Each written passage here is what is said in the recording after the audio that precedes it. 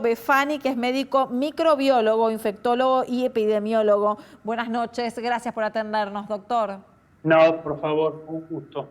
En una de las primeras consultas que le quería hacer es el foco en los últimos números de contagios positivos que se estuvieron dando, concentrados principalmente en la ciudad autónoma de Buenos Aires y en la provincia de Buenos Aires, todo lo que sería el área metropolitana, a diferencia del resto del país, del resto de las provincias en algún punto. ¿Usted qué análisis le merece eso? A ver, epidemiológicamente es una cosa esperable, porque a mayor concentración de gente, directamente vas a tener mayor concentración de casos. Claro. A mayor población vas a tener mayor cantidad de casos. Ahí tendríamos que ponernos a discernir de acuerdo a 100 personas cuántos casos hay o a 100.000 personas cuántos casos hay, pero para hacerlo simple y pensar en lo práctico sería eso. Cuanto mayor población hay, mayor concentración de personas hay en una localidad, mayor posibilidad de que el virus se transmita de una persona a la otra.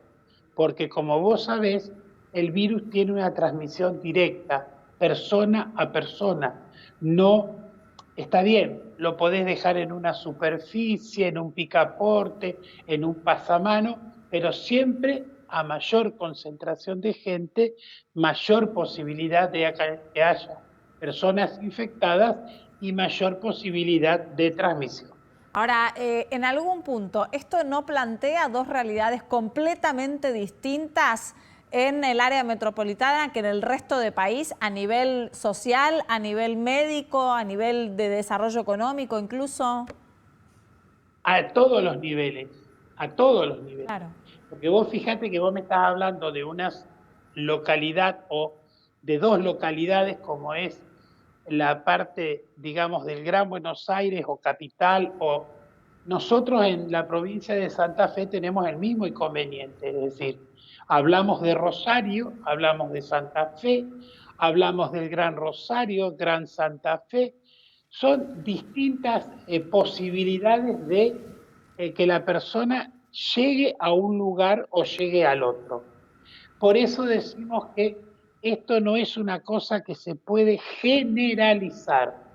Una orden o una liberación o una posibilidad de disminuir el distanciamiento, me gusta poco usar la palabra aislamiento, pero sí distanciamiento, tiene que ser estudiado o tiene que ser visto de forma, digamos, de pequeños conglomerados. Claro. Porque tenés que tener en cuenta tres cosas, como mínimo, como mínimo, tres cosas. La situación epidemiológica, Sí. quiero decir, cantidad de casos, cantidad de infectados, cantidad de fallecidos, medio de transmisión del virus, si es por comunidad, si es por bloque, por conglomerados, si es comunitario. Claro. Después tengo que analizar también la población, la concentración de la población, y después una de las cosas que a veces nos olvidamos son los medios de comunicación, pero no me refiero a estos medios de comunicación, me refiero a el transporte. ¿Por qué? Claro. Porque si vos liberás, la gente se va transportando y no todo lo pueden hacer de una forma individual. Vale. Lo hacen en medios comunes, como puede ser un colectivo, un ómnibus, el tren, el subte. O sea, eso es vos fijate lo que le pasó a Nueva York con el no cierre del subte. Evidentemente el transporte público es uno de los mayores frenos a poder flexibilizar un poco la cuarentena. Cuando yo flexibilizo tengo que analizar como mínimo esas tres cosas que te dije. Y el medio de transporte es fundamental. Y ahí, Julio, ¿existe un plazo determinado de no aparición de contagios para justamente flexibilizar la cuarentena, sobre todo en centros urbanos menos concentrados o en localidades del interior? Y vos tenés localidades donde no ha habido casos. Por ejemplo. Nosotros los casos que estamos analizando hoy son los casos de 14 días atrás, porque el periodo de incubación es de 14 días. Cuando vos me preguntás cuándo vamos a levantar la cuarentena o el distanciamiento, no te puedo decir. Porque vos fíjate que hay países que lo han modificado, lo han liberado, han flexibilizado y ahora están con muchos problemas o van a tener algunos problemas con el tiempo. Al igual que si vos me preguntás cuándo va a venir la famosa curva que estamos esperando, claro, o el pico de la curva, no te puedo decir. Hay que pensar simplemente fácil. Esta es una enfermedad de época invernal. Todavía no llegó el invierno. Pero entonces, doctor, nos quedan 4 o 5 meses por delante de seguir enfrentando, al menos en los conglomerados de mayor población, muchos requisitos de una cuarentena más estricta. Vamos a poder ir liberando o flexibilizando la cuarentena y vamos a ir viendo, de acuerdo a esa flexibilidad, los problemas que podemos llegar a tener. Cuando el señor presidente analiza con el grupo de asesores, ¿tá? Vos ves que lo van haciendo por periodos cortos, uno dice por dentro. ¿Por qué no me dice hasta cuándo? Si son 40, si son 50, no lo podemos decir. Yo no te puedo decir, mañana en esta ciudad voy a flexibilizar a todas las personas de este pueblo. No puedo, porque no sé cómo va a venir. Porque si llegan a venir personas de otros lugares a trabajar acá, pueden traer el virus, como se sabe, en forma asintomática, por ejemplo, y hacer un desastre con todo. Por eso, lamentablemente es así, tenemos que ir despacio y tenemos que ir pensando mucho en la flexibilización. Doctor Befani, usted mencionaba esto de que venga gente a trabajar y que pueda reinsertar el virus de un contagiado asintomático en un lugar que no estaba. Y en esto se me abre una gran pregunta si uno observa la región en la que vivimos.